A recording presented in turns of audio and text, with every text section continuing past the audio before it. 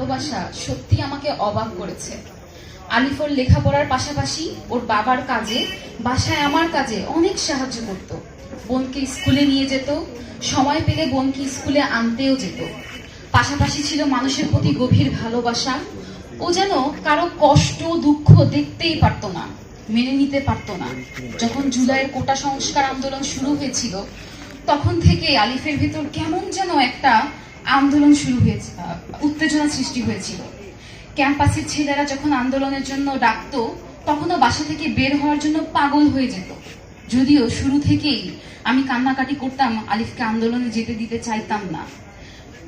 আর আলিফ লুকিয়ে আমাকে না জানিয়ে ওর বাবার সাথে আন্দোলনে চলে যেত। আন্দোলন চলাকালীন একদিন আলিফের হাতে রাবার বুলেট এবং চোখে মুখে টিয়ার সেল গ্যাস লাগে।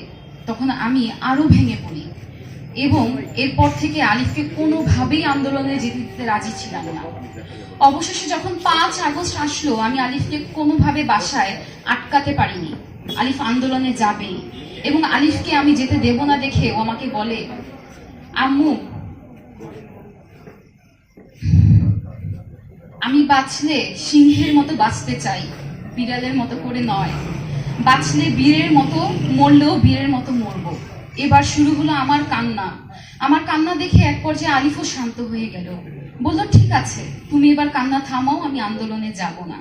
কিন্তু আলিফ না বলার পর 10 মিনিট পরে এই আলিফের বন্ধুরা আলিফকে ডাকতে আসলো। তখন আমি তাদের বললাম, আলিফ আজ কোথাও যাবে না, তোমরাও যেও না, তোমার ভিতরে আসো, আমার বাসায় আড্ডা দাও। ওর বন্ধুরা বলল, জি আন্টি, আজ আমরা কোথাও যাব না, এখানে বাইরে এসে এই আড্ডা দেব। বলেই আলিফকে একটু বাইরে আসতে দেন। আলিফের বন্ধুদের অনুরোধ, আমি আলিফকে বাইরে যেতে দিলাম। তখন প্রায় 11:30 বাজে।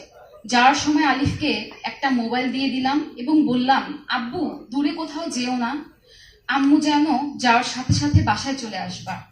আলিফ আমাকে বলল, ঠিক আছে আম্মু। তারপর আলিফ বাসা থেকে বের হয়ে নাকি ক্যাম্পাসের দিকে গেছে এবং ক্যাম্পাসের বড় ভাইদের সাথে ঢাকা টু লং মার্চে যোগ দিয়ে গণভবনের উদ্দেশ্যে রওনা দিয়েছিল। এসবের কিছুই আমি জানতাম না। আলিফ বাসা থেকে বের হওয়ার প্রায় 1 ঘন্টা পর আমি আলিফকে ফোন করছিলাম, বাসায় আসার জন্য তাড়া দিচ্ছিলাম, কিন্তু আলিফ ফোন রিসিভ করছিল না। এক পর্যায়ে ফোন দিতে দিতে 1টার দিকে আমার ফোন রিসিভ করে। তখন আমি আলিফকে বলি, কোথায় তুমি বাবা, এখনই বাসায় আসো। তখন আলিফ আমাকে বলে, আম্মু, আমি তো এখন বাসায় আসতে পারবো না আম্মু, আমি এখন সাভার আছি, ক্যাম্পাসের ভাইদের সাথে গণভবনে যাচ্ছি।